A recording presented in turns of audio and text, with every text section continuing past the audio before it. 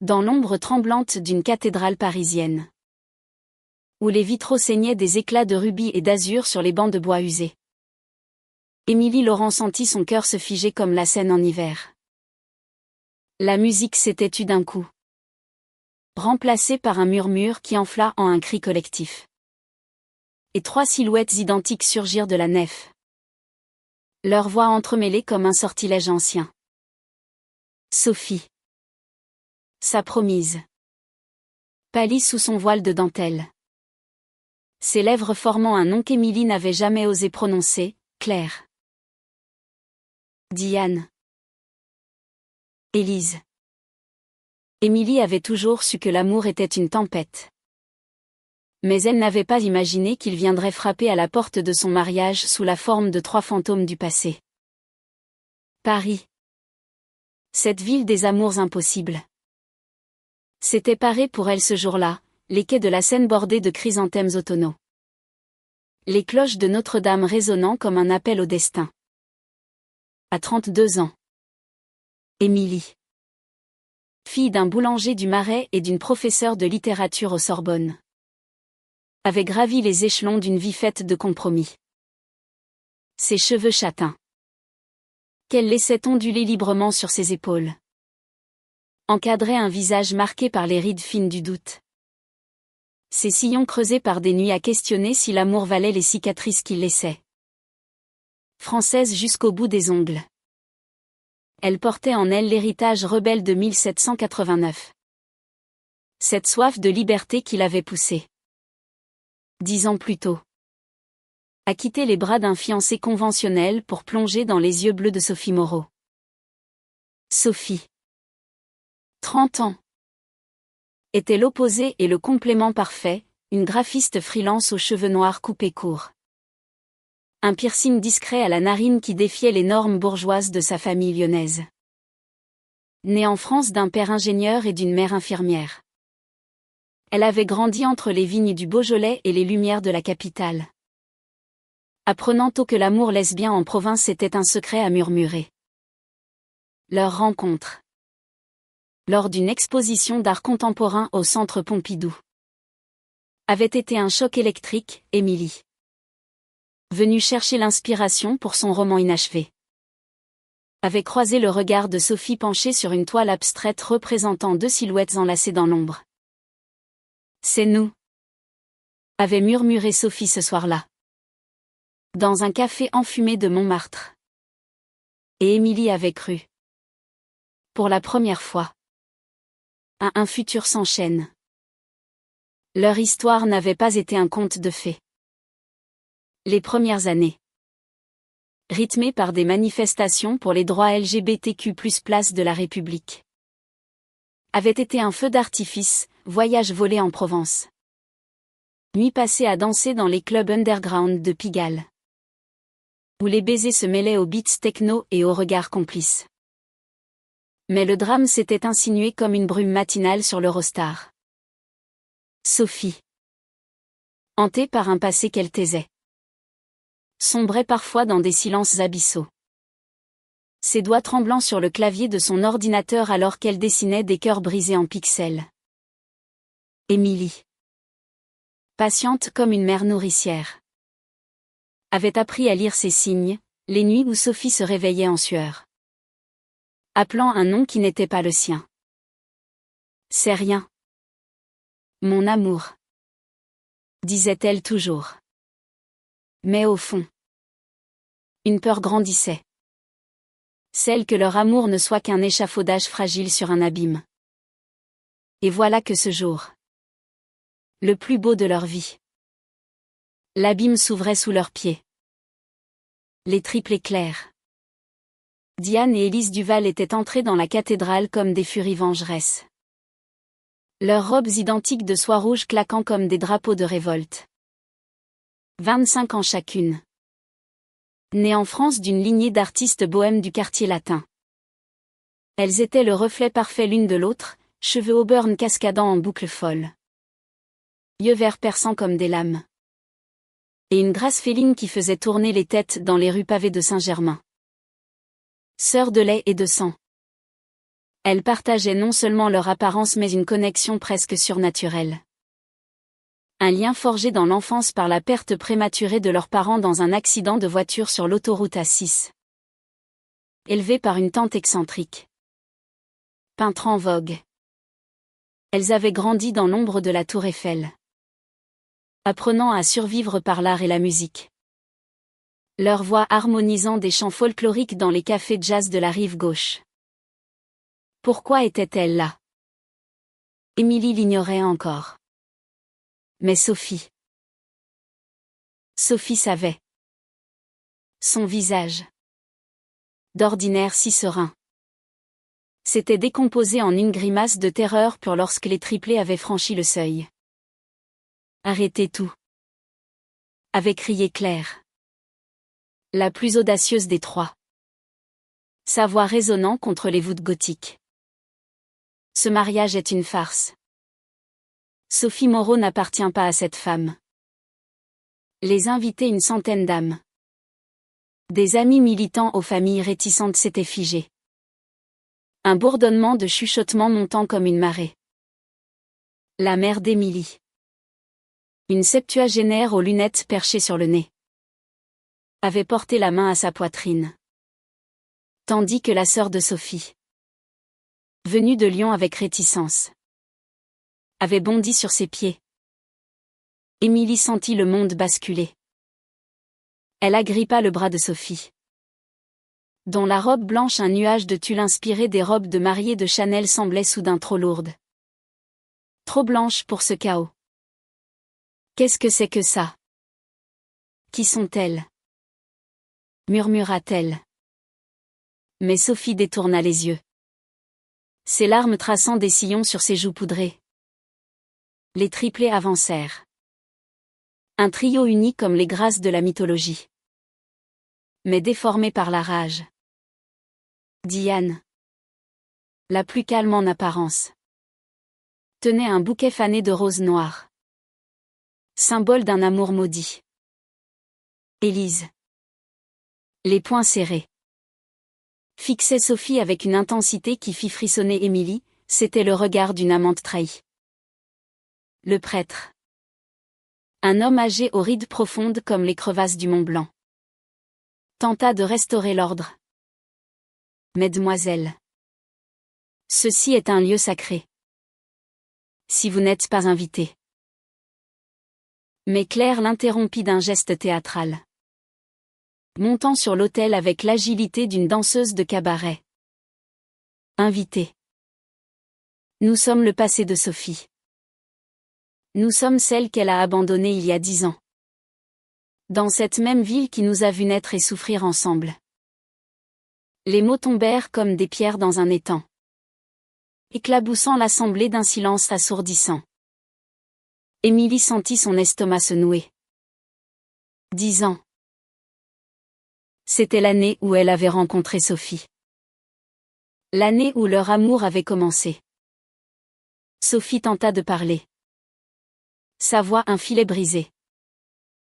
Ce n'est pas le moment. Pas aujourd'hui. Mais les triplés ne l'entendirent pas. Elles se mirent à chanter. Leurs voix entrelacées en une harmonie lancinante.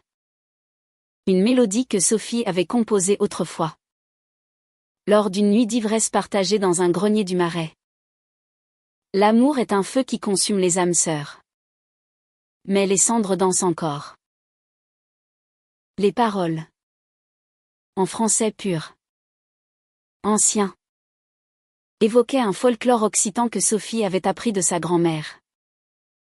Seule Sophie connaissait cette chanson par cœur. Elle l'avait écrite pour elle. Pour ce quatuor improbable qu'elle formait jadis, 4 femmes liées par un amour polymorphe. Un entrelac de désir et de jalousie qui avait failli les détruire. Émilie se rappela soudain des bribes, les allusions voilées de Sophie à ses sœurs. Ces nuits où elle rentrait imprégnée d'un parfum de jasmin et de vin rouge.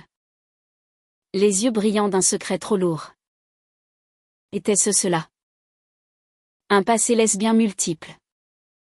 Un amour partagé qui avait viré au drame. La cathédrale semblait rétrécir. Les murs se refermant comme les mâchoires d'un piège. Les invités. Partagés entre la compassion et le scandale. Murmuraient des prières ou des jurons. La tante des triplés. Présente parmi les curieux. Pleurait en silence. Son foulard de soie noué autour du cou comme un lien invisible. Au milieu de ce tumulte, Sophie s'effondra à genoux. Son voile glissant comme une cascade de soie. Pardonnez-moi. Souffla-t-elle. Non pas au triplé, mais à Émilie. Celle-ci. Le cœur déchiré entre fureur et pitié. S'agenouilla à ses côtés. Ignorant les flashs des téléphones qui capturaient ce moment pour les réseaux sociaux. Paris, ville des Lumières, exposait maintenant ses ombres les plus intimes. Qui sont-elles vraiment? Demanda Émilie. Sa voix un murmure rauque. Sophie leva les yeux. Et dans ce regard bleu, Émilie vit non seulement la peur, mais un océan de regrets et d'amour inachevé. Les triplés achevèrent leur chant sur une note suspendue. Un accord mineur qui vibra dans l'air comme un adieu. Claire descendit de l'autel, tendant une main tremblante à Sophie. Reviens-nous. Ce mariage n'est qu'un mensonge. Tu nous as promis l'éternité. Souviens-toi. Diane et Élise hochèrent la tête. Leurs larmes identiques coulant en synchronie. Un spectacle poignant qui arracha des sanglots à l'assemblée. Émilie se releva. Sa robe froissée comme son âme. Et fit face aux trois femmes. Laissez-nous. Cet amour est à moi maintenant. Mais au fond d'elle, une voix chuchotait, et si Sophie n'avait jamais été entièrement à elle? Le drame ne faisait que commencer. Tandis que le prêtre appelait la sécurité ses gardiens discrets des secrets parisiens. Sophie se releva. Vacillante. Et murmura à Émilie, je t'expliquerai tout. Mais pas ici. Les triplés, refusant de partir, entonnèrent à nouveau la chanson. Plus fort. Leur voix couvrant les protestations. La mariée laquelle connaissait les paroles par cœur. Mais c'était Sophie qui les avait écrites.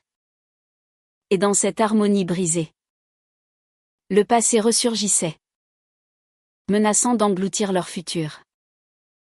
La suite de cette journée se transforma en un tourbillon de cris et de confessions étouffées. Émilie, traînant Sophie par la main, quitta la cathédrale sous les regards accusateurs. Les triplés les suivant comme des ombres jumelles. Dehors, la pluie fine d'octobre s'était mise à tomber, transformant les pavés en miroirs brisés. Elles s'engouffrèrent dans un taxi direction l'appartement d'Émilie. Dans le 5e arrondissement. Près du Panthéon où reposaient les héros de la République. Les triplés. Déterminés. Hélèrent un autre véhicule et les pistèrent.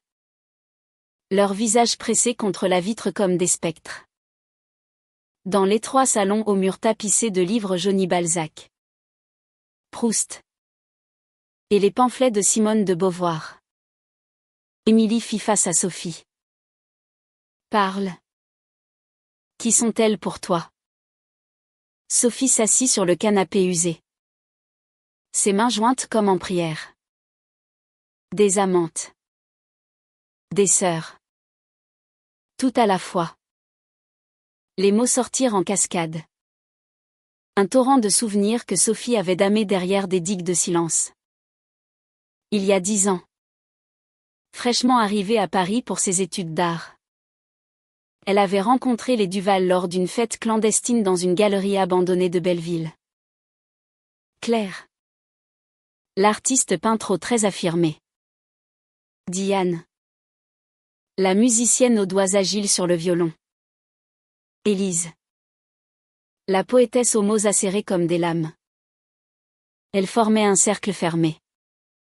Un couvent lesbien où l'amour se partageait sans jalousie. Inspiré des utopies féministes des années 70 en France. Au début, c'était magique, nuit passée à composer des chansons sur des matelas posés à même le sol. Corps entrelacés dans la chaleur d'un été caniculaire. Rire qui défiait les normes hétérocentriques de la société. Sophie s'était sentie vivante. Libre. Pour la première fois. Mais l'amour multiple a ses ombres. Les jalousies avaient germé comme des mauvaises herbes dans un jardin de roses, Claire accusant Élise de monopoliser Sophie. Diane sombrant dans la dépression quand les autres s'isolaient. La chanson « Les cendres dansent » était née d'une nuit de réconciliation. Une promesse jurée sous les étoiles du jardin des Tuileries, nous serons éternels. Liés par le feu et la cendre. Puis le drame avait éclaté. Une dispute violente, alimentée par l'alcool et les hormones, avait tourné au vinaigre lors d'une performance artistique au Palais de Tokyo. Sophie, étouffée par la possessivité croissante, avait fui, coupant les ponts du jour au lendemain. Les triplés, dévastés, avaient sombré, Claire dans l'addiction, Diane dans le silence, Élise dans des poèmes suicidaires. Elles avaient appris le mariage par un ami commun sur Instagram. Et la rage les avait poussées à l'église. Je les ai brisées. Avoua Sophie. Les larmes coulant librement. Et en te choisissant, je me suis brisée moi-même. Émilie écouta. Le cœur en miettes. Elle qui avait cru à un amour pur, exclusif, se retrouvait face à un passé fractal. Un kaléidoscope de désir. Pourtant, au milieu de la douleur, une tendresse surgit, pour Sophie. Cette femme courageuse qui avait osé aimer au-delà des conventions françaises. Ou le mariage pour tous. Conquis en 2013. N'effaçait pas encore les stigmates. Je t'aime, dit Émilie, serrant Sophie contre elle. Mais nous devons affronter cela ensemble. Un coup à la porte les fit sursauter. Les triplés, trempés par la pluie, se tenaient là, vulnérables. Leur masque de fureur tombé. Laissez-nous entrer, implora Diane. Sa voix brisée. Ce qui suivit fut une nuit de confession sous les lumières tamisées de Paris, où la ville elle-même semblait retenir son souffle. Les heures s'étirèrent comme un accordéon mélancolique dans l'appartement exigu. Les 5 femmes Émilie, Sophie et les triplés s'assirent en cercle sur le tapis persan élimé. Une bouteille de vin rouge du Languedoc passant de main en main comme un calumet de la paix. La pluie martelait les carreaux. Un rythme funèbre qui soulignait les silences lourds. Claire, la leader instinctive, rompit la glace la première. Nous ne sommes pas venus détruire. Sophie. Nous sommes venus réclamer notre part de vérité. Ses yeux, miroir des siens, brillaient d'une douleur ancienne. Celle d'une sœur trahie. Sophie hocha la tête. Ses cheveux noirs collés par l'humidité. Je sais. J'ai fui parce que j'avais peur. Peur de l'intensité.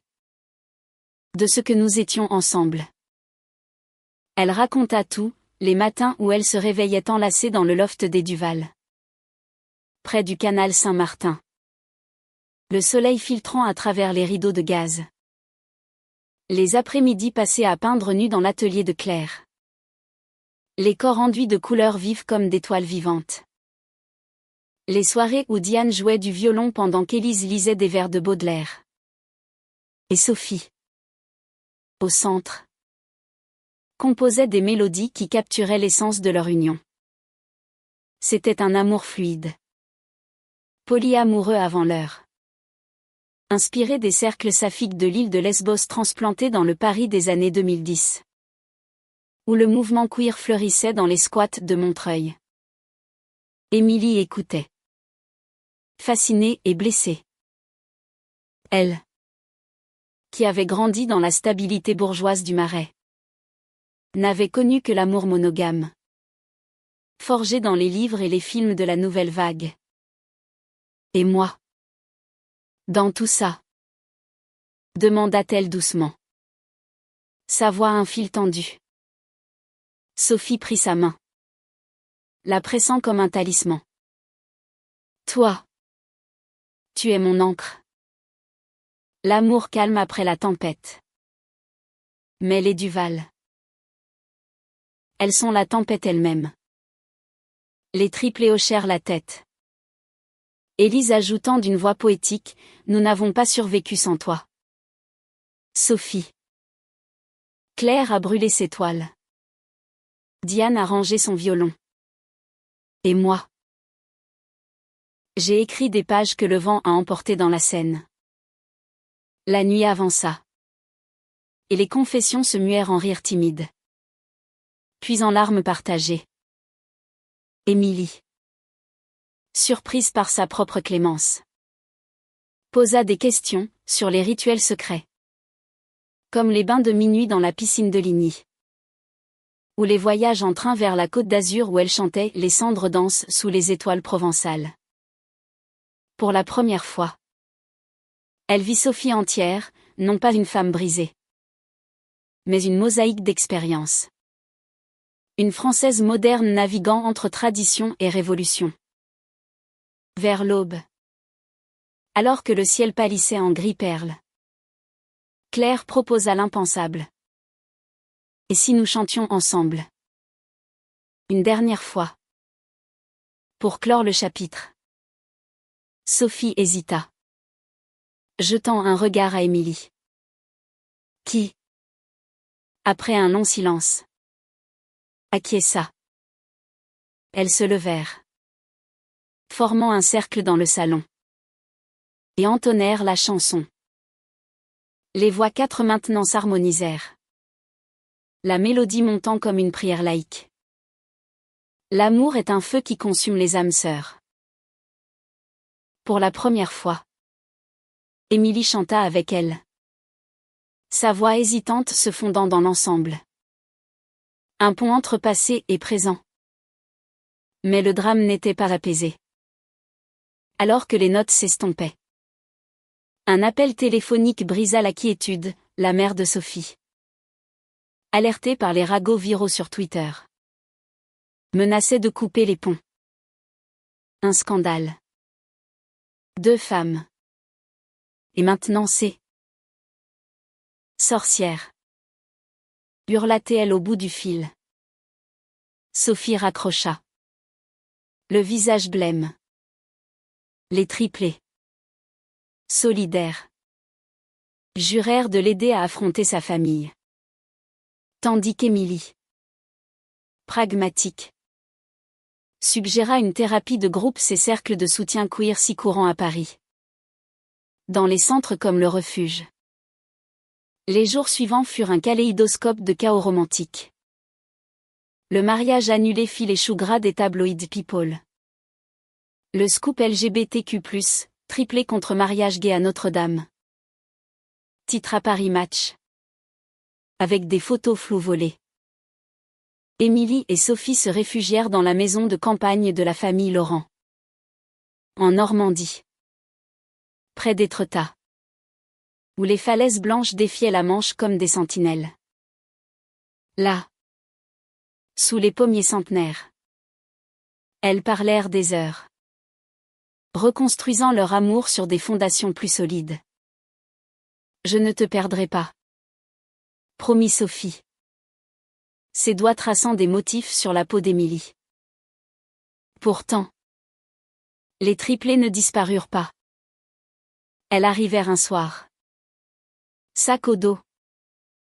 Proposant une trêve, Un voyage ensemble en Bretagne. Pour guérir les blessures. Émilie. Contre toute attente. Accepta. C'était une folie.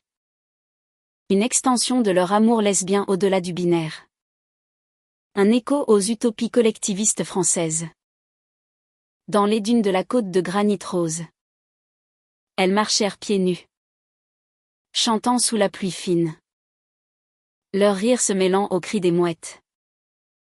Mais le vrai drame surgit à Quiberon, Élise. La plus fragile. Tenta de se noyer dans les vagues.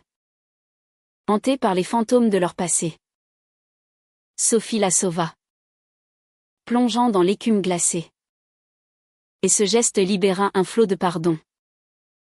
Autour d'un feu de camp. Sous les étoiles bretonnes. Elles partagèrent leur peur, la peur du rejet sociétal. La pression des normes françaises où l'amour queer reste un combat quotidien. Malgré les avancées. De retour à Paris. Transformées. Elles organisèrent un nouveau mariage non pas dans une cathédrale. Mais dans un loft alternatif du 11e. Avec drag queens et militants. Les triplés y assistèrent. Non comme intruses. Mais comme témoins d'honneur. Chantant « Les cendres dansent » comme un hymne à la résilience. Le loft. Perché au-dessus d'une boulangerie odorante de la rue Oberkampf. Vibrait d'une énergie électrique ce soir-là. Les murs de briques apparentes étaient drapés de guirlandes lumineuses arc-en-ciel. Et l'air embaumait le mélange de vin pétillant et de pâtisserie au citron. Émilie. Dans une robe fluide de soie ivoire inspirée des années 20, clin d'œil à Colette. L'icône lesbienne française. Ajustait nerveusement son collier de perles. À 32 ans. Elle se sentait plus vivante que jamais. Son roman enfin achevé sur son bureau, une histoire d'amour entrelacée. Directement inspirée de leur saga. Sophie. Rayonnante dans un tailleur pantalon noir rehaussé d'un foulard Hermès volé à sa mère. Tournoyée au milieu des invités. Une centaine de personnes, des artistes du collectif queer de la Bastille. Des collègues d'Émilie à la maison d'édition Gallimard. Et même la tante excentrique des Duval. Qui avait peint un portrait géant des deux mariés pour l'occasion. Les triplés. Discrètes en robe midi vert olive couleur de l'espoir. Circulaient comme des gardiennes bienveillantes. Leurs sourires idents masquant encore des cicatrices fraîches. La cérémonie. Officiée par une mairesse lesbienne du 20e arrondissement. Fut un manifeste d'amour libre. En France. Terre des Lumières. Nous célébrons non seulement l'union de deux âmes, mais la mosaïque de tous les amours. Proclama-t-elle. Sa voix portant sur la foule. Émilie et Sophie échangèrent des vœux écrits à la main, je promets de danser dans tes tempêtes. De cueillir tes cendres pour en faire des étoiles. Lut Sophie. Les yeux embués. Le baiser qui suivit fut un feu d'artifice. Applaudi par des hurrahs et des pétales de roses lancés comme des confettis. Mais le drama. Fidèle à leur histoire. N'était jamais loin. Au milieu de la réception. Alors que la DJ passait du Edith Piaf remix et électro. Un appel anonyme fit blêmir la mère de Sophie. Présente malgré ses réserves. Elles ont osé inviter ces femmes. Siffla-t-elle à l'oreille de sa fille. Jetant un regard venimeux au triplé. Sophie. Le cœur serré. L'entraîna à l'écart. Dans la cuisine encombrée de plateaux de fromage et de baguettes croustillantes. Maman. Elles font partie de moi. Comme toi. Comme ce pays qui nous a appris à aimer malgré tout. La confrontation fut explosive. La mère. Une Lyonnaise au chignon impeccable et aux valeurs catholiques ancrées. éclata en sanglots. J'ai prié pour que tu sois normale. Sophie. Pas cette débauche. Les mots blessèrent comme des éclats de verre. Mais Sophie, soutenue par Émilie qui était entrée sans un bruit, répondit avec une fermeté nouvelle. L'amour n'est pas une débauche. Maman. C'est une révolution. Et en France, nous en savons quelque chose. Les triplés, alertés par le bruit, se joignirent à elle. Leurs voix unies racontant leur propre deuil, la perte des parents, la solitude parisienne, l'amour trouvé dans les bras lesbiennes comme un refuge. Miraculeusement, la glace fondit. La mer, touchée par la vulnérabilité des Duval, ces jeunes femmes françaises marquées par la vie comme elles l'avaient été par la guerre d'Algérie de son père, tendit une main tremblante. Peut-être que je ne comprendrai jamais tout. Mais je t'aime. Ma fille. Ce fut un moment de grâce. Un pont jeté sur l'abîme générationnel. Rappelant les luttes pour le mariage, pour tout ce qui avait divisé les familles françaises une décennie plus tôt. La soirée reprit de plus belle. Avec des toasts portés à la résilience queer. Claire improvisa une performance, elle peignit en direct sur un mur du loft un portrait abstrait des 5 femmes entrelacées, utilisant des pigments naturels extraits de betterave et de safran. Diane sortit son violon. Et Élise déclama un poème inédit, Dans les veines de Paris coule le sang des amours interdites. Mais aujourd'hui, ils chantent libres. Sophie et Émilie dansèrent au centre, leur corps se mouvant au rythme d'une valse moderne, tandis que les invités formaient un cercle protecteur. Pourtant, sous la joie, des ombres persistaient. Émilie, dans les bras de Sophie, murmura, et si elles reviennent réclamer plus? Sophie sourit. Un sourire teinté de sagesse. Alors nous construirons ensemble. Notre amour n'est pas une cage, mais un jardin. Les triplés, observant de loin, hochèrent la tête, prêtes à être des amies plutôt que des amantes. Un chapitre clos dans le grand livre de leur vie. Les mois suivants furent une lune de miel prolongée. Non pas en escapade exotique, mais dans le quotidien parisien réinventé. Émilie publia son roman Cendres et étoiles, qui devint un best-seller dans les milieux littéraires. Salué par le monde comme un hymne à l'amour polyamoureux dans la France contemporaine. Sophie exposa ses designs, inspirés de leur histoire, dans une galerie du Marais, avec les triplés comme muses. Claire vendit ses toiles à des collectionneurs. Diane reprit le violon pour un album folk queer. Et Élise publia un recueil de poèmes qui toucha les cœurs brisés de toute la nation. Un an plus tard, lors d'une manifestation pour les droits trans place de la Bastille car leur combat ne s'arrêtait pas à leur porte, elles se retrouvèrent toutes les 5. Banderole à la main, chantant « Les cendres dansent » face à la foule. C'était leur legs, un amour qui, interrompu par le passé, avait renaît plus fort, plus humain. Mais la vie, cette grande dramaturge française, réservait encore des rebondissements. 6 mois après le mariage, une lettre arriva pour Sophie. Postée de Lyon, sa grand-mère, la compositrice occitane qui lui avait appris les chants folkloriques, était mourante. Viens, ma petite. Il y a des secrets à confier avant que les cendres ne dansent pour de bon. Écrivait-elle d'une main chevrotante. Sophie, déchirée, embarqua dans le TGV avec Émilie. laissant les triplés à Paris pour veiller sur le loft. Le Beaujolais automnal. Avec ses vignes rougissantes comme des joues empourprées, accueillit les deux femmes comme un tableau de Renoir. La maison de la grand-mère. Une ferme rénovée aux murs de pierre couverte de lierre. Exhalait l'odeur de pain frais et de lavande séchée. Assise dans son fauteuil Voltaire. La vieille dame. 90 ans passés.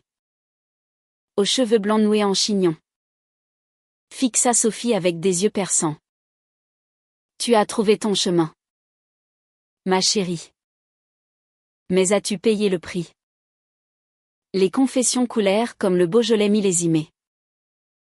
La grand-mère révéla un secret enfoui, jeune femme dans les années 50. Elle avait aimé une autre femme. Une résistante dans les maquis du Vercors. Perdue pendant la Libération. Leur amour, caché derrière des chants occitans codés, avait inspiré Les cendres dansent, non pas l'œuvre de Sophie, mais une berceuse transmise oralement, que Sophie avait réinventée sans le savoir.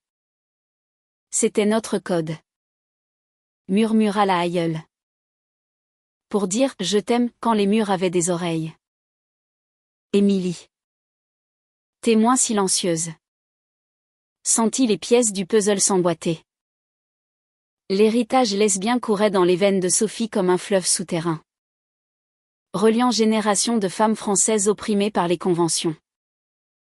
La grand-mère, sentant sa fin proche, fit promettre à Sophie de préserver la chanson, de la chanter pour toutes celles qui viendraient après. Et invite ses triplés, dit-elle avec un sourire malicieux. L'amour se partage. Comme le vin. De retour à Paris, Sophie organisa un hommage, un concert intimiste dans un caveau de jazz de Saint-Germain-des-Prés. Les triplés arrivèrent, enrichis de leur propre thérapie claire sobre depuis des mois. Diane composant à nouveau. Élise publiant dans des revues littéraires. La grand-mère, trop faible pour voyager, envoya une cassette audio de sa voix chevrotante chantant l'original. Quand Sophie, Émilie et les Duval entonnèrent la version fusionnée. Le public, un mélange d'artistes, de militants et de curieux, fut transporté. Des larmes coulèrent. Des applaudissements tonnèrent. Et pour un instant, le passé et le futur se fondirent en harmonie. Ce fut le début d'une nouvelle ère. Émilie et Sophie adoptèrent un chat errant trouvé près de la Seine.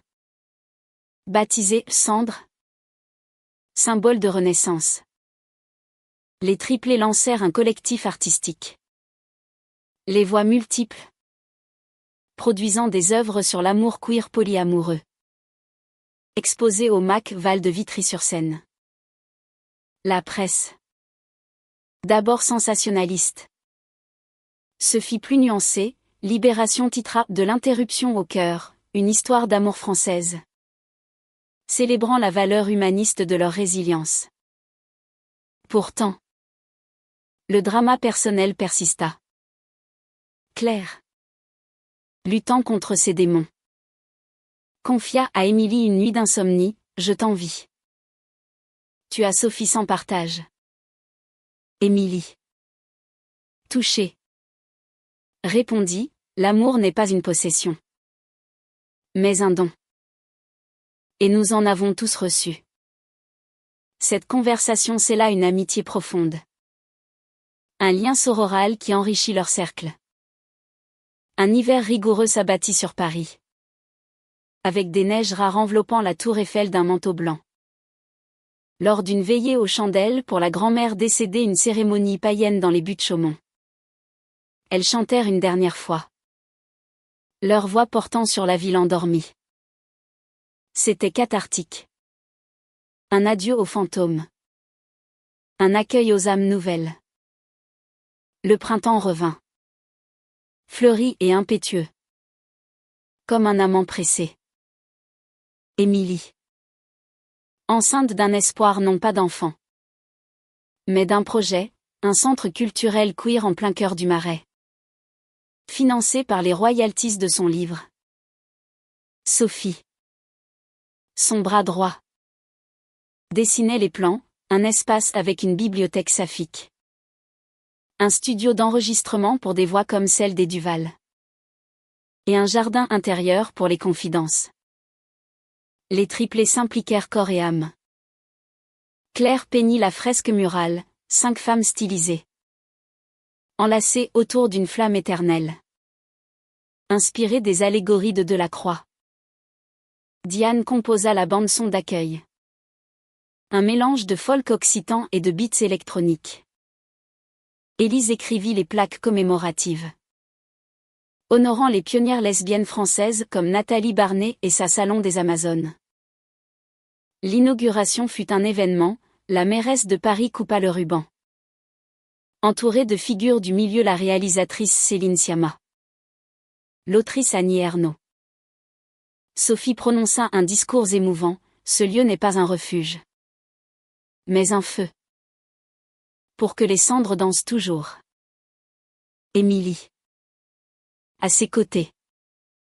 Sentit une bouffée de fierté, leur amour. Interrompu jadis.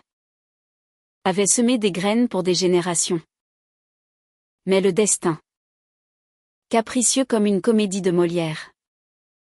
Réservait un twist. Une donatrice anonyme révélée plus tard comme la mère de Sophie.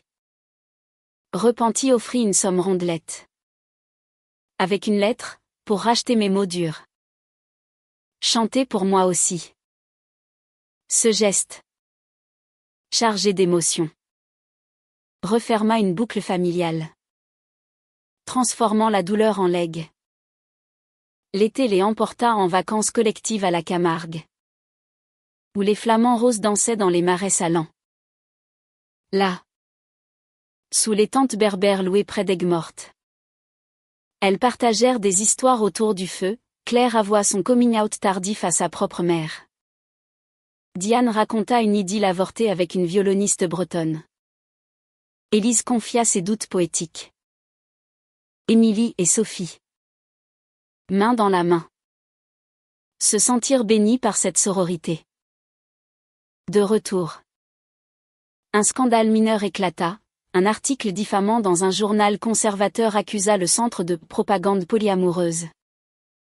Les 5 femmes ripostèrent par une performance street art place Vendôme. Chantant « Les cendres dansent » face aux boutiques de luxe. Attirant les caméras du monde entier. Le buzz transforma la critique en triomphe. Prouvant que en France, l'art et l'amour triomphent toujours du qu'en dira-t-on. À l'automne. Une nouvelle, Élise. La poétesse. Rencontra l'amour dans les bras d'une jeune immigrée syrienne. Activiste queer. Leur union. Célébrée lors d'une petite fête au centre. Rappela à toutes que l'amour s'ouvre comme une fleur. Inclusif et infini. Claire et Diane. Encouragées. Explorèrent des relations nouvelles. Transformant leur deuil en renaissance. Émilie et Sophie.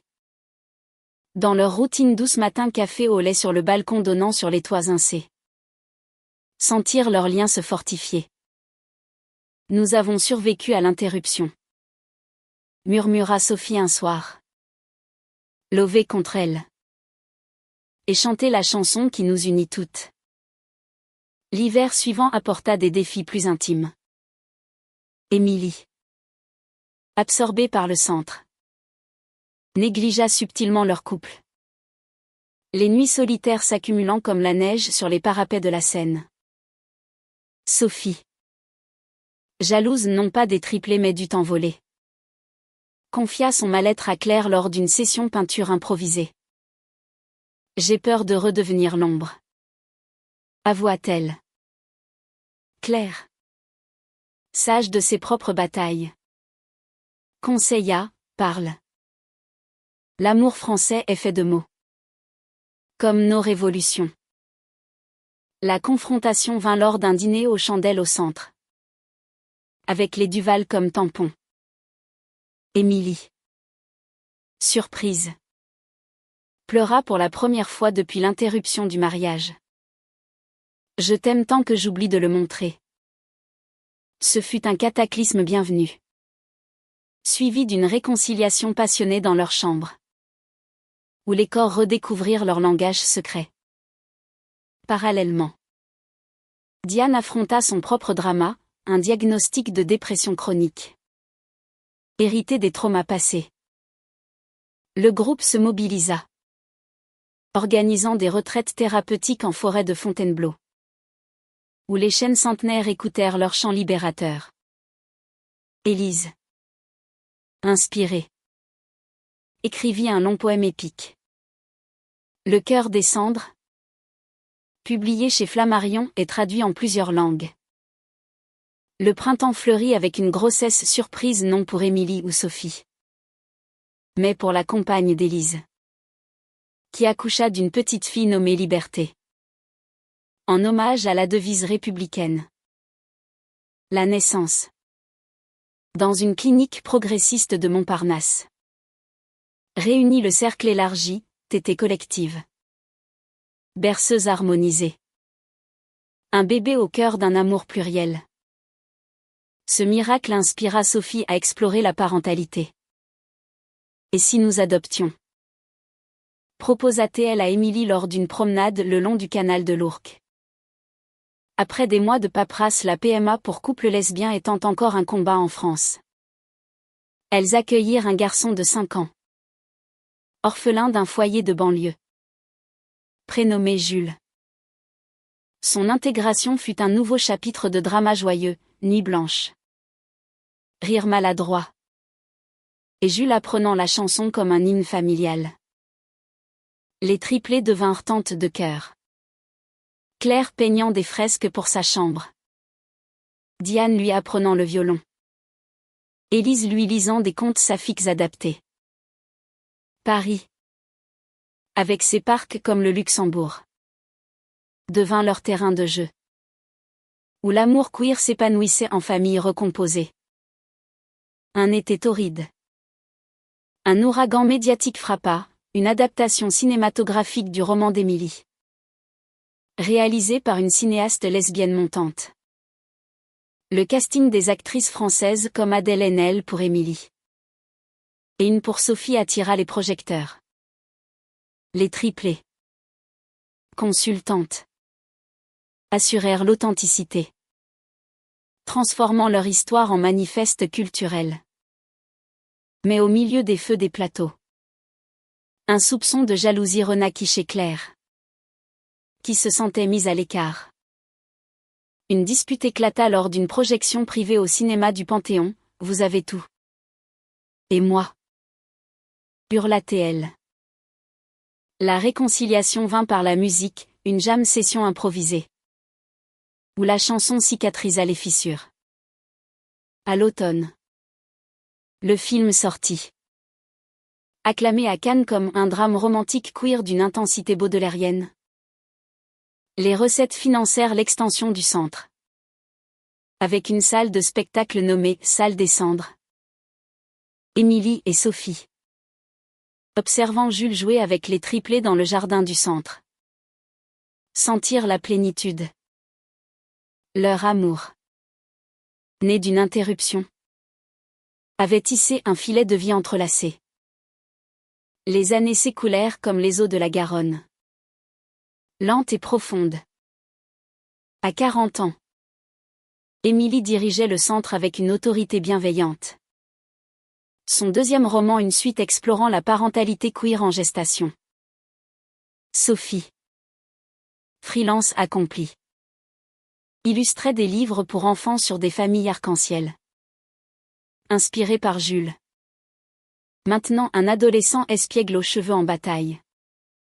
Passionné de skate dans les bowls de la Villette. Les triplés. 35 ans chacune.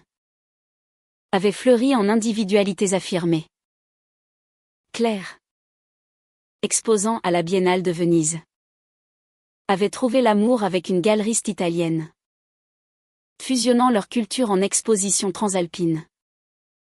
Diane, violoniste soliste, tournait l'Europe avec un quatuor queer.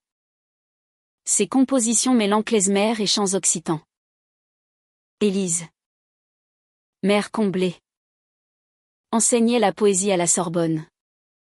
Sa compagne et Liberté formant un duo inséparable de militantes.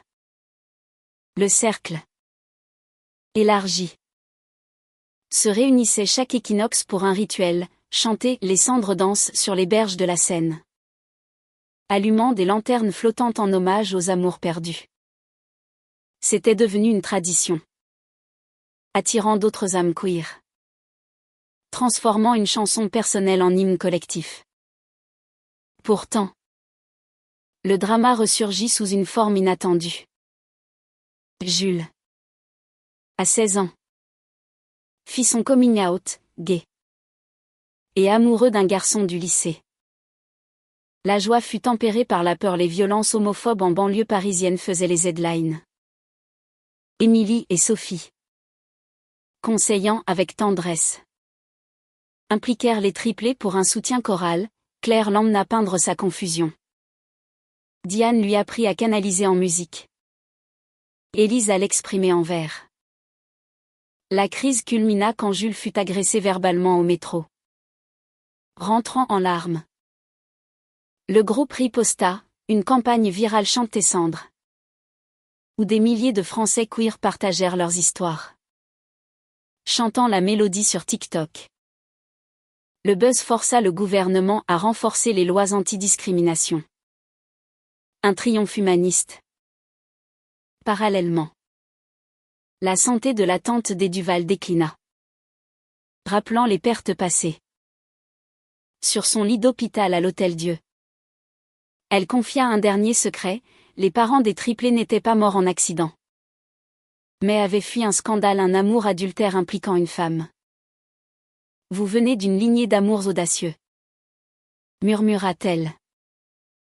Ce révélation libéra les sœurs, les poussant à un road trip en Occitanie, traçant les racines de la chanson. Émilie et Sophie, seuls un moment, renouvelèrent leur vœu lors d'une escapade à Giverny, chez Monet, où les nénuphars flottaient comme des rêves. Notre interruption était une naissance, dit Sophie, cueillant une fleur pour Émilie S. cheveux. À l'été, une célébration décennale du mariage réunit tout le monde au centre, discours larmoyant, performances artistiques, et un banquet de spécialités françaises, escargots, foie gras et macarons arc-en-ciel. Jules, maintenant confiant, chanta un couplet solo. Sa voix d'adolescent craquelait mais pure. Le cercle, forgé dans le feu, brillait d'une lumière indéfectible. 20 ans après l'interruption fatidique, Paris avait changé, plus inclusif, avec des prides plus massives, mais toujours marqué par des reculs conservateurs. Émilie, quinquagénaire aux tempes grisonnantes élégantes, supervisait un réseau de centres queer à travers la France. De Lille à Marseille. Son 3e roman, une épopée familiale, remporta le prix Goncourt, consacrant son legs littéraire. Sophie, âgée avec grâce, dirigeait une agence de design engagée, créant des campagnes pour des ING LGBTQ+. Jules, adulte, étudiait le cinéma à la FEMI, filmant des documentaires sur des histoires comme la leur. Les triplés, dans la force de l'âge, incarnaient la maturité. Claire, conservatrice au Louvre, mariée à son italienne. Diane, professeure de musique à l'opéra. Élise, rectrice d'université. Sa famille multiculturelle florissante. Le drame final vint comme un écho doux, une maladie rare frappa Diane. La musicienne. Affaiblissant ses doigts. Le pronostic incertain plongea le groupe dans l'angoisse. Elles se relayèrent à son chevet. Dans une clinique des bords de Loire. Où les châteaux médiévaux veillaient comme des gardiens. Jouez pour moi. Implora-t-elle. Et elles improvisèrent, violon relayé par des voix. La chanson variant en une symphonie de souvenirs. Miraculeusement. Un traitement expérimental financé par les fonds du Centre la sauva. Transformant la peur en gratitude. Diane. Rétablie. Composa une oratorio. Danse des cendres. Créée à la Philharmonie de Paris. Avec le chœur entier, Émilie récitant. Sophie dessinant les décors. Claire peignant les costumes. Élise écrivant le livret. Jules filmant. La première fut un triomphe. Ovationné par une salle comble. Des larmes collectives coulant comme une pluie de mai. C'était l'apothéose, leur interruption. Leur chant. Devenu une œuvre immortelle. Célébrant la valeur humaniste de l'amour persévérant. Dans les coulisses. Émilie serra Sophie, de la cathédrale au concert. Nous avons dansé sur les cendres. Sophie sourit. Ses yeux bleus toujours intenses. Et nous continuerons. Mon amour. Le cercle. Vieilli mais uni. Se promit de chanter éternellement.